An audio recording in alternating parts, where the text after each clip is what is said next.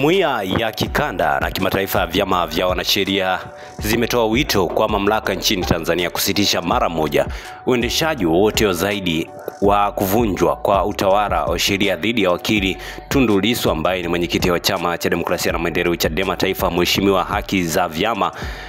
vya siasa kujiendesha na kujitetea malengo yao sambamba na kuheshimu haki za wananchi wa Tanzania na za kushirikiana kwa uhuru na kukusanya kwa amani kama inavyotolewa na sheria za kitaifa, kikanda na kimataifa. Sambamba na hilo, jumuiya hiyo imetoa wito kwa Rais Samia Suluhu Hassan wa Jamhuri ya Muungano wa Tanzania kuonyesha uongozi wa kweli na kufafanua ahadi alizozitoa wakati wa kuapishwa kwake za kuirejesha nchi katika muendelezo wa maendeleo ya kidemokrasia. Kupitia waraka wa pamoja ya jumuiya hizo uliosainiwa na Chama cha Wanasheria Afrika Mashariki, Jumuiya ya Wanasheria ya Zambia, Chama cha Wanasheria Kenya, Jumuiya ya Wanasheria wa Taifa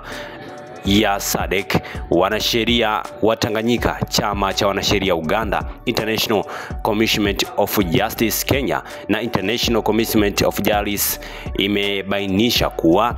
jumuiya ya vyama, mashirika na wanachama wote waliokuwa chini yao wanalaani vikali swala kukamatwa kinyume na taratibu, kusafirishwa na kisha kushtakiwa kwa makosa manne ikiwemo uhaini, jambo ambalo wanaona kuwa ni uonevu kutokana na kile alichokiita kuwepo kwa wasiwasi mkubwa unaotokana na ukandamizaji wa mikutano ya amani na kukamatwa kwa njama kwa Tundu Lissu ambaye pia ni mwenyekiti wa Chama cha Demokrasia na Maendeleo Chadema Taifa. Jumuiya hiyo pia imetoa wito wa kuachia mara moja Tundu Lissu ambaye pia amewahi kuwa rais wa TLS baada ya kukamatwa kwake kinyume cha sheria, na kwamba njia ya kiholela pamoja na kufutwa kwa mashtaka yaliyotolewa dhidi yake bila kufuata vitendo vya haki ya kupata usikilizwaji wa haki mahakamani. Asante kwa kuifuatilia Baharia TV. Usisahau kulike, kusubscribe, kucomment na kushare.